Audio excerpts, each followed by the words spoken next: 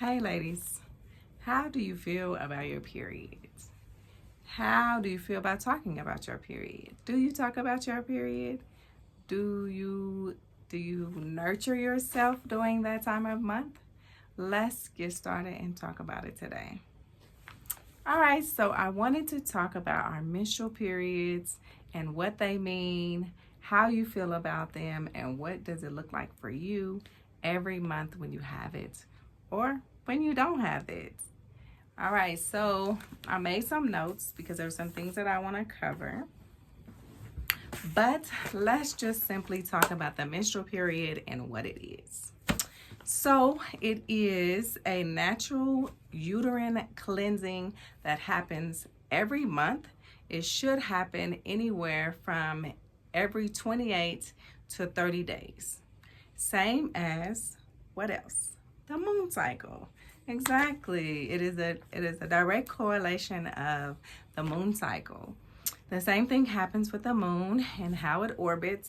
It goes through a cycle for 28 days, 29 days, something like that. Every month, we see the full moon, and then as we see the dark moon, which is the new moon, where it's black. You can't see the moon. Then you start to see phases and phases and phases all the way until it becomes a full moon again.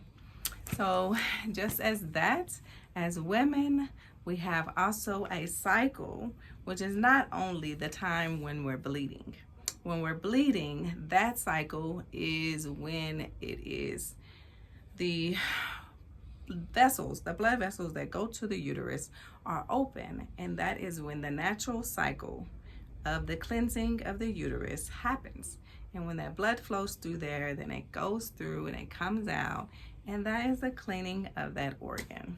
Just as like the colon, it has a natural cleansing. When we go to the bathroom, when we do number 2, our liver cleanses out, our kidneys cleanse out. When we, use the bathroom and we pee, that's the same thing as the uterus when it cleans out itself. So it's a natural thing that happens every month. Let's talk about pain. I know that there are times, I know when I started my menstrual when I was 12, I can remember it. It was terrible. It was, oh my gosh, I can remember when I started, I was 12 years old and we were at this barbecue shack. I can remember because it was so traumatic. And it was so traumatic and so sad for me because I had an older sister and she had already had her menstrual. And I wanted my menstrual so bad. I wanted to be just like her. I wanted to be able to have my period too. And it was no fun at all.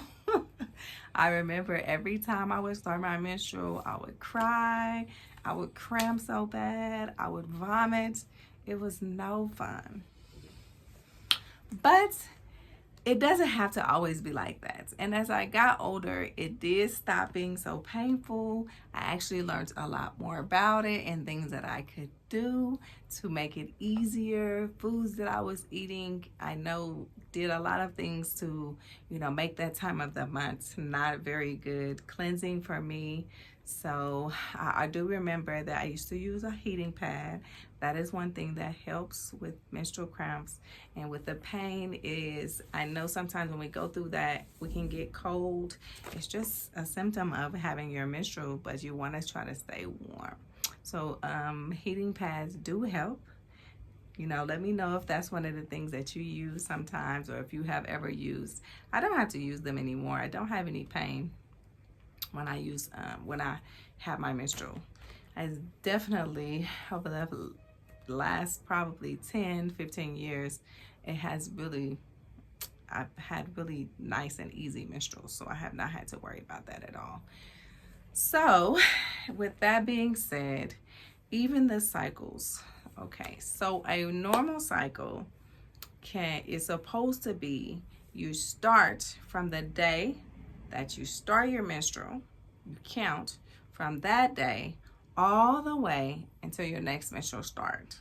From that day to the next day before your menstrual actually starts, it should be anywhere from 28 days to 30 days is a normal period. If it's less than that, 27 or less, when you do the counting, that is a short cycle, because that whole time is considered the cycle. So yes, we go through the bleeding cycle, and then after that, I know from once you stop your menstrual, from the day that you start all the way up until 14 days after, I believe, is the ovulation cycle. I'm not a professional. I'm just telling you things that I have learned on my own, and I came here today to talk to you about it so that it won't be so taboo, so we can have conversations about it, so we can learn how to nurture ourselves during these times of your period, and then any of the other days of the month, that you can show yourself some self-love. All right, and so usually a menstrual period really should last no more than 4 days. If it's lasting longer than that, I remember when I was younger, I really did always had a regular period, heavy bleeding of 7 days. I was using tampons, I was using pads, and those, I hate to say it, especially back then, there was no such thing as 100% cotton. No. No. Everything was bleached, and it was terrible, and that's why the cramps were so bad, until I got older and I learned about that and I stopped using them. What do you use for your menstruals? Do you still use tampons? If you are, I would really suggest that you try to find something else to use during your menstruals, because plugging, you have to think that the uterus is removing blood to come out. And so it wants to flow free, and you're shoving something in there to plug it up. I know we want to be free. I know it's like, I don't even know how comfortable it is, but I know it's freeing. I know that it helps in different ways, because sometimes a pad can feel uncomfortable also. I know they have new things that you can use these days. They have things, panties that you can free bleed, and it won't, interrupt with your day. It doesn't make a mess. Me personally, I use a cup, and that changed my life. I've been using a cup for many, many years, and it really, really, really helped. For one, with cramps, and for two, I just feel, I don't have to buy nothing. I do not have to spend money every single month buying pads, buying tampons. I know one day I've thought about using and trying those panties, or even making some disposable, not disposable, but reusable pads. I've seen people using those. I think that is really, really the best option, especially with those pads. You can wash them, rewash them. It's the same as if, a baby was using reusable diapers. It's better for the earth, it's better for your body, it's better for your uterus and your female system, because it's not full of all of the bleach and chlorine and all of that. It's really, really good. But for me, I loved using my cup. It's not a Diva cup. I actually bought it from somebody else. I will try to link where I got it from. My daughters, they use the cup. They love it.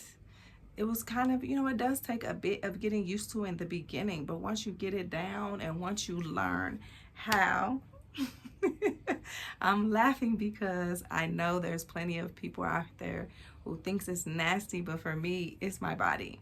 So once you can learn how to insert your fingers inside, and you can actually feel where your uterus is the best way to get the cup. Sometimes our uterus is way far back. Mine is, up, but I know how to go up in there. I've had 5 children, where you can feel and put the cup there, and it stays in place. Sometimes, it has came out of place, but it doesn't take that much to get it back in place. I know sometimes I've seen people talk about how they may be in a public place. but it's your body. It's your body fluids. It's your blood. It's not nasty. It's not toxic. It's coming from you. It's a natural thing from your own body. We shouldn't be too scared of our own natural fluids. So yes, I've had to change, empty it out in a public place. You don't have to worry about doing all that washing. It's going right back up into your womb where the blood is. It's okay. I will take it out. I will empty it. If I have to use a bit of tissue, and I will wipe it off a bit, refold it, put it back in. Everything is fine. It is not that big of a deal. It really, truly, truly is not. If you guys are interested in a tutorial, I don't mind showing the cup, showing you how to fold it, how to put it up. Of course, not inside of me, but of course, doing a tutorial, a clean, fresh tutorial where you can see how it works. I don't mind doing that. But I really think that we should really get more comfortable with talking about our periods. That way we can connect and see, maybe I have been through something that you are going through, or you are going through something that's the next person. Like, we can help each other truly, truly, because these are natural things that we should be able to talk about, with what do you use, what it may feel better, what makes you uncomfortable, those type of things. We can connect in that way. Okay, so I talked about the normal period times. Let's talk about some period teas. Some tea that you can drink during your period, because there's a lot of teas that can help with some of the issues that you may have. Maybe you have heavy bleeding. Excuse me. Maybe you have lots of cramps. There are so many teas that you can drink during your period that can also keep you warm, keep your body warm, because it helps with that also. It helps with the flow of the blood. It helps with the cramping, so that your uterus doesn't have to do so much work to try to contract, to squeeze the blood out, to get it out. And today, the first period we're going to talk about is mother's wort. Mother's wort is a good tea to drink during your period, or even leading up to the days before your period. It will help to clear out old residual blood. Sometimes I know when we start our period, we may see a little bit of brown, or even at the end, that is just a little bit of old residual blood that has stayed inside. And that tea will help to get rid of some of that. Also, we are moving to mugwort. Mugwort can help to stop the heavy bleeding. When you're on your menstrual, if you notice that you're doing a lot of heavy bleeding, just make a pot of tea and drink it, throughout the day. If those are one of the symptoms that you're having, during those days, or even leading up to your period, if you already know that, oh my gosh, my period is coming and it's going to be so heavy. Drink some of that tea, see how it helps you, see how it works with your body. The next tea we're going to talk about is dandelion root, which is a good source of, it helps for good circulation. So dandelion root helps with good circulation, so that it gets the blood going, gets the fluid flowing, because sometimes, I don't know if you've noticed, sometimes I've noticed that I can get a little bit of inflammation, like retaining water, so it can help with the flow of that too. Dandelion leaf tea is good for nutrition, because we are bleeding, we're losing some blood, our body is producing more blood, so it will help with the nutrients in your body. Hibiscus tea is one that I use. I really like using it when I'm on my menstrual. It helps to clean out the uterus. So sometimes I will mix actually 3 of these teas. I will mix hibiscus, which cleans out the uterus, and then cinnamon. I will use either a stick of cinnamon or some cinnamon powder, and that increases the circulation. Also, I will mix that with some mint. And mint, I know sometimes, I don't know if you've ever had this happen, but we can get some type constipation during your menstrual, and that can also cause cramping as well. And mint tea, I mix it with all 3 of those, and it helps to get the digestion flowing, because mint helps with digestion. It can help a lot and to get things flowing, and you will see how it will help to reduce those menstrual cramps and the discomfort. All right, the next tea we have here is ginger, which definitely helps with digestion and circulation. I love me some ginger tea. That is one tea that I drink really all month, all the time. But during those menstrual times, I do pick up with drinking tea a lot during that time to help aid in my uterus and the cleansing that it is doing for those 4 days. Another good tea is hawthorn berry, and that's another good tea that will help with digestion as well. I will try to list those teas so you will see them and see the names of them, so it will be easier for you to find. Another thing is I've noticed over the years is dehydration. One thing we always have to know is we need to be hydrated on a regular basis anyway. Being hydrated helps your body flow better, period. It helps your digestive system. It helps the circulatory system in your whole body when it comes to your blood flow, when it comes to reducing on inflammation, when it comes to picking up more fluids, drinking more water, and increasing the tea leading up to the days when it's going to be your menstrual period. I have noticed if you don't, you can get dehydrated really easily because you're already losing more fluid than you do on a regular day. So you want to drink more, because if you ever notice when you're on your menstrual, you may get a headache. That comes from signs of dehydration.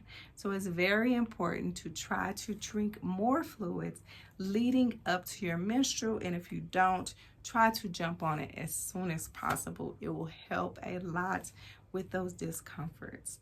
And other than that, just take it easy. I know as women, we want to be able to conquer the world, do it all, no matter what. But truly, during that time of the month, it really is a time to relax, pamper yourself, make yourself feel good. It's only for a few days. Really enjoy that time to do some reflecting. Write in a journal more than maybe you do on a regular basis. Make sure that you notice how you're feeling, how your blood is flowing. Those things are really important. You need to try to rest, avoid plugging up, try to let that blood flow free. I know we talked about it before as far as tampons, but if you can try to do a switch, that would be really good. You want to try to keep your body as warm as possible. Nurture yourself with nutrition, hydrate. I know sometimes we get those cravings.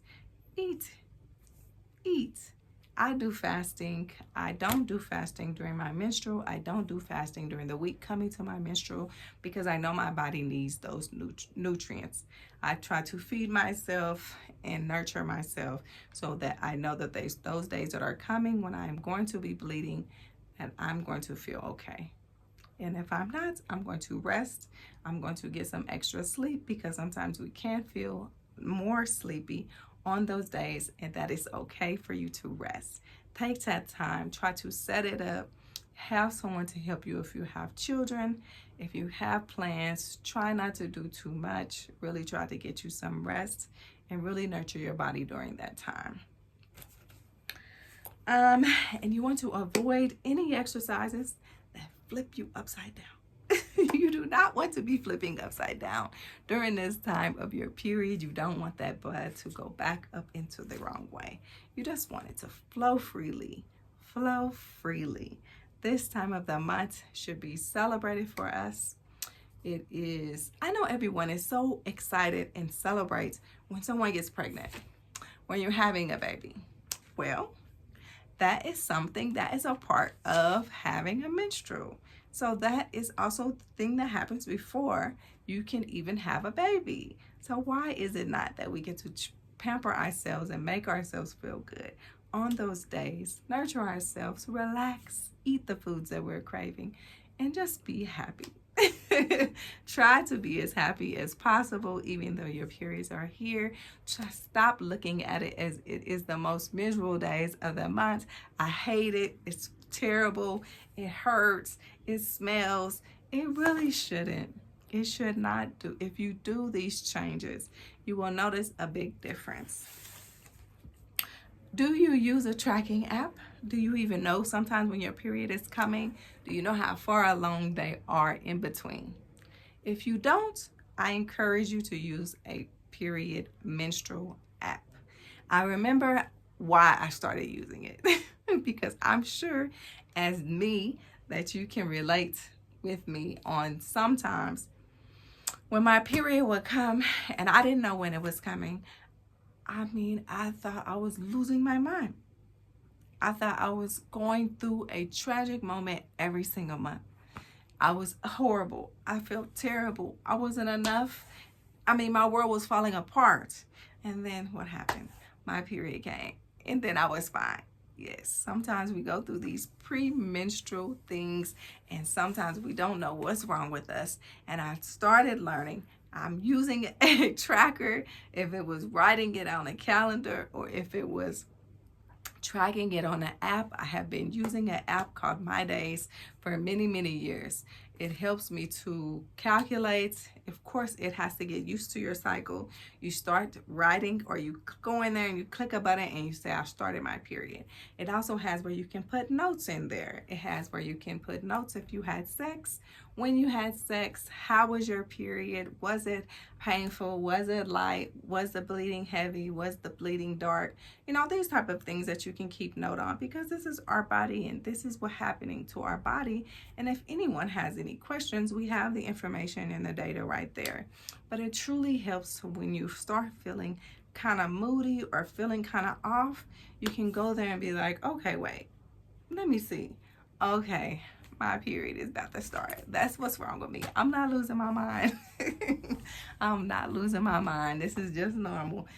Whew, let me woosah. Let me put a little bit extra meditation. You know, let me get myself together. And this is what's happening. So if you do that, that will help you. But My Days is the one that I use. And I will also tell you, these are the ones that I found that are really top. They're in the top 3 is what I looked up because I don't use any other ones. So I can't tell you about them, but these are ranked top 3. This one is called Flow. This one is called Clue. And then this one is called Glow. So yes, these are some apps that you can also use. I know the one that I use is called My Days and it is free. They have a free portion and then they also have a additional pro where you can use that one. I've always used the free one. I have not ever experimented with the pro, so the one that I use has worked very well for me for the last years. So I have not had to go and do any of that. But other than that, that's what I wanted to talk about today. And please make sure you leave your comments, talk, express yourself. Let's have a conversation about this. This should not be a taboo conversation. It should be a normal conversation that we have. And yes, so that's it. And until next time, I will see you again.